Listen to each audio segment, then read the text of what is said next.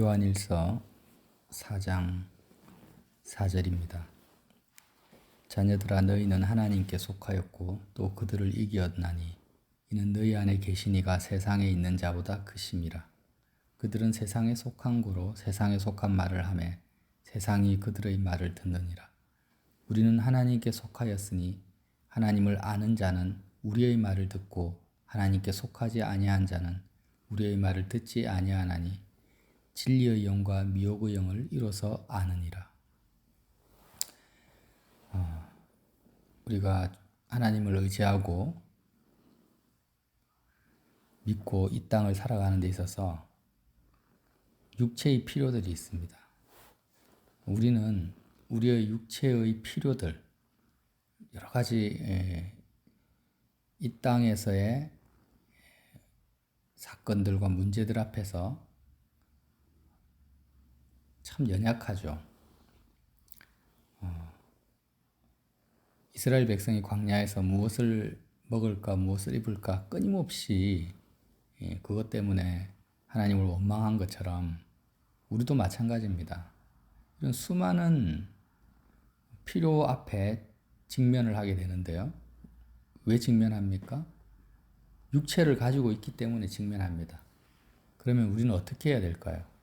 이런 이 땅에서의 필요 앞에 직면했을 때 우리는 이것을 하나님 앞에 이 문제를 어떻게 처리해야 되겠습니까? 육체로 오신 예수님을 그리스도라고 시인하는 그 영이 하나님께 속했다고 앞절에서 말씀하셨는데요. 이 말씀을 근거로 해서 어떻게 적용해야 되냐면 우리는 육체의 필요를 강구해야 됩니다. 강구할 뿐 아니라 내가 직면한 이 땅에서의 육체의 필요에 대해서 집중적으로 기도하고 이것을 가지고 하나님 앞에 담대히 나아가야 되는 것입니다. 모든 것을 알고 계시고 내가 받는 모든 시험을 예수님도 받으셨다고 했습니다. 히브리서에. 그래서 그 나를 긍휼히 여기시는 그 주님 앞에 돕는 은혜를 얻기 위해서 은혜의 보좌 앞에 담대히 나아가라 이렇게 말씀하신 거예요. 그래서 우리가 십자가 복음을 잘못 적용하면 육체의 필요에 대해서 강구하고 기도하는 것이 잘못됐다. 그것은 굉장히 육적인 거니까 하지 마라. 이렇게 극단적으로 적용을 하면 기도할 것이 없습니다. 뭘 가지고 기도를 하겠습니까? 그렇게 기도하지 않으면 또 실질적으로 하나님의 살아계심을 내가 체감할 수도 없고 하나님께 영광 돌릴 일도 없어진다라는 거예요. 그런 시행착오를 좀 거칠 수밖에 없는데요, 우리가. 근데 이제는 제대로 이 부분을 다뤄야 되겠다라는 거예요. 자, 예수님이 그리스도께서 육체로 오셨다라는 그 의미에 대해서 나눴습니다. 왜 예수님이 육체로 오셨습니까? 우리가 육체를 가지고 있기 때문에 얼마나 많은 연약함에 휩싸여 있습니까? 얼마나 많은 필요를 느낍니까? 그러나 주님은 이 모든 것을 다 아시고 긍휼히 여기시고 그런 연약함과 필요에 대해서 얼마든지 주님은 나를 구원하신다라는 거예요. 나를 하나님께로 속하는 하나님께 속한 삶의 영역으로 나를 이끄신다라는 거예요. 예를 들면 우리가 재정적으로 힘들다, 빚이 있다, 사업이 막 너무 힘들다 했을 때 나는 예수님과 함께 세상에 대해서 죽은 자니까 그 부분에 대해서는 신경도 쓰지 말고 마음도 쓰지 말고 그냥 무관심하게 살아가면 된다. 이렇게 적용하면 안 됩니다. 그렇게 적용하면 그리스도께서 육체로 오신 것을 시인하는 영으로 내가 기도하는 게 아니라는 거예요. 어떻게 적용해야 되냐면 이 재정적으로 힘들고 빚이 있는 이 상황을 세상이 아니라 하나님께 속한 삶의 영역으로 예수님이 나를 이끄신다라는 걸 믿어야 된다. 자, 대부분 저와 여러분이 육체의 필요를 가지고 있는 그 영역은요, 이미 대부분 보면 염려하고 걱정하고 고민하고 아파하는 그 영역은 하나님께 속한 영역, 하나님의 나라에 속한 삶의 영역이 아닐 수 있다라는 거예요. 그 삶의 영역이 하나님께 속했다면 나는 그렇게 염려하거나 힘들어하거나 평강을 잃어버리지 않을 거라는 거죠. 그렇지 않습니까?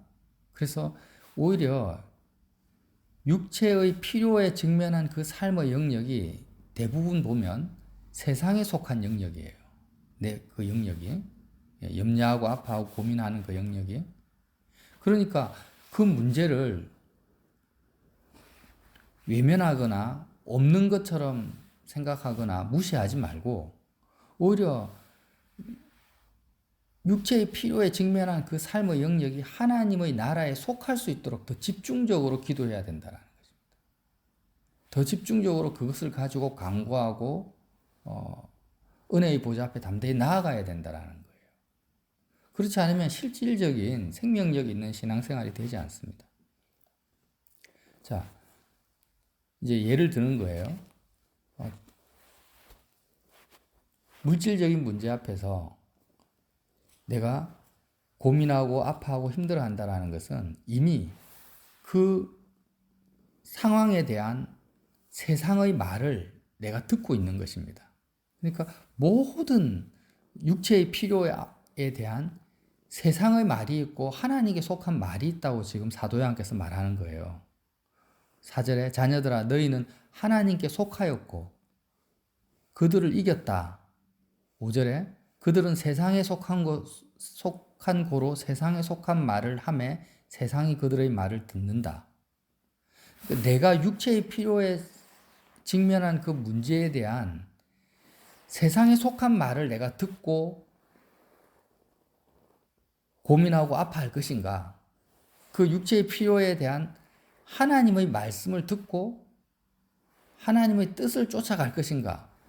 이 부분에 대해서 우리가 기도해야 된다는 것입니다. 자, 말이라는 것은 너무 중요합니다. 내가 생각하잖아요. 사람을 생각하든 사건을 생각하든 생각한다라는 것은 어떤 말을 듣고 생각을 하는 거예요.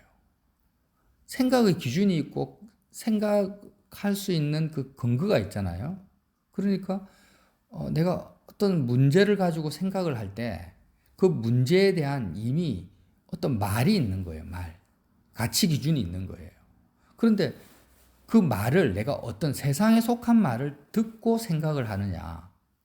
그 육체의 필요에 대해서 하나님께 속한 말을 듣고 생각을 하느냐가 중요하다라는 것입니다. 대부분 보면 이미 세상에 속한 말을 듣고 있는 상태이기 때문에 그 삶의 영역이 세상에 속해져 있고 하나님께 속해져 있지 않으니까 하나님의 역사와 은혜가 안 나타난다는 거죠. 그래서 우리가 왜 우리의 연약한 육체의 죄를 담당하신 예수님이 십자가에서 죽으셨냐면 일단은 세상에 속한 말을 이미 우리가 듣고 있기 때문에 이미 그 삶의 영역이 세상에 속해 있기 때문에 함몰되어 있기 때문에 우리의 생각과 마음이 그 문제에 빠져 있고 세상의 그 가치 기준에 함몰되어 있기 때문에 하나님의 말씀을 들을 수 있는 마음의 준비가 안 되어 있는 거예요. 우리가 그 사건에 대해서 그 필요에 대해서 안 되어 있으니까 어떻게 해야 됩니까? 예수님과 함께 나는 세상에 대해서 죽은 자다. 내 육체는 이미 그리스도의 것이다. 이렇게 십자가로 나아가서 세상의 말을 듣지 않기 위해서 일단은 세상의 말을 내가 이미 듣고 있으니까 세상의 말을 듣고 있는 내가 십자가에서 죽는 거예요. 이미 그 육체의 필요에 대한 잘못된 가치 기준과 생각과 감정을 가지고 있는 내가 십자가에서 예수님과 함께 세상에 대해서 죽는다라는 거예요. 죽은 자로 여기라는 거예요. 그렇게 내 마음이 세상에 속한 말을 듣고 있는 내 마음이 세상에 대해서 빠져나오면 이제 하나님의 말씀을 들을 수 있다라는 거죠. 자, 육체의 필요를 등한시하거나 그것을 무시하거나 거기에 대해서 기도하지 말라는 것이 아니라 성경 어디에도 그런 말은 없습니다. 아무것도 염려하지 말고 감사함으로 기도하라 했죠. 그렇게 염려하지 않고 감사함으로 기도하기 위해서 어떻게 해야 된다는 거예요? 어떻게 해야 된다라는 거예요. 십자가로 나아가라는 거죠. 그 나아가서 그 문제에 대해서 내가 빠져나오는 것입니다. 죽은 자가 되는 거예요.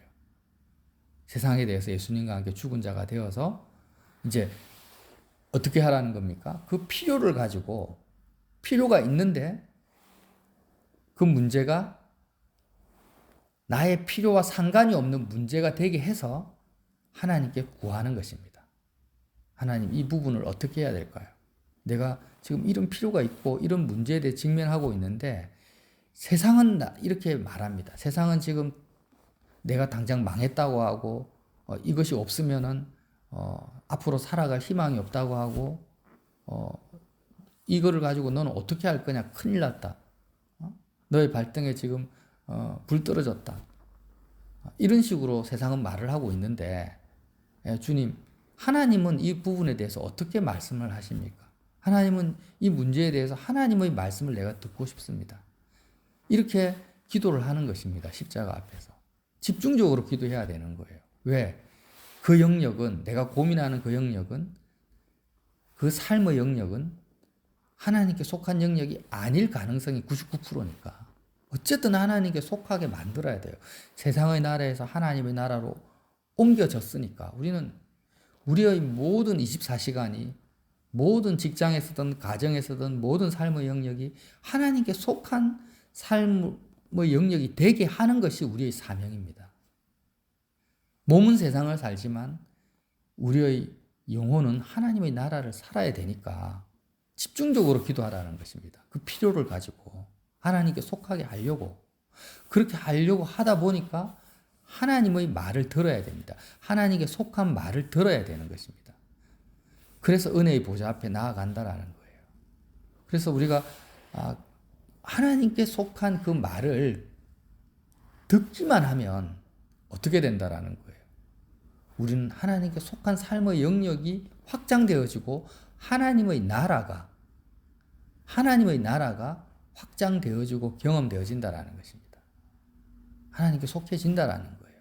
그러면 하나님의 역사와 은혜와 감동이 얼마든지 나타날 수 있다라는 거죠. 어떤 식으로 나타날지는 모릅니다. 그래서 그리스도께서 육체로 오시는 것을 시인하는 영이 성령이고 그 시인하는 성령의 역사가 나의 삶에 특히 육체의 필요를 느끼는 그 삶의 영역에 나타난다라는 것입니다. 이렇게 살아가는 것이 뭐라고요? 진리의 영의 인도를 받는 거라는 거죠. 그래서 핵심 포인트는 그거예요. 육체의 필요 앞에서 우리는 어떻게 할 것이냐? 이미 나는 대부분 그 필요에 대해서 세상에 함몰되어 있다. 세상의 말을 이미 듣고 있다라는 것을 주의해야 됩니다. 그리고 그 영역이 하나님의 나라의 영역이 되게 하기 위해서 우리는 전쟁을 해야 됩니다. 전쟁을. 기도해야 된다라는 거예요. 영적 전투를 거기에서 치러야 되고 그 영역이 바로 전쟁터입니다. 집중적으로 기도하고 십자가 붙들고 하나님의 음성을 들을 수 있는 우리가 되어야 된다고 말씀하고 있습니다. 기도하겠습니다. 하나님 아버지, 여태까지 수많은 육체의 필요 앞에서 그 문제를 등한시하고 도외시한 그런 사례들도 많이 있습니다. 주님, 그러나 이제는 우리가 고민하고 아파하고 갈등하는 그 삶의 영역이 바로 전쟁터라는 것을 십자가의 현장이 되어야 된다는 것을 알았습니다. 집중적으로 구하고 찾고 두드리게 하시고 그 문제에 대한 하나님의 음성을 세상에 속한 말이 아니라 하나님의 말씀을 듣는 영역이 될 수 있도록 인도하여 주시옵소서. 예수님 이름으로 기도드립니다.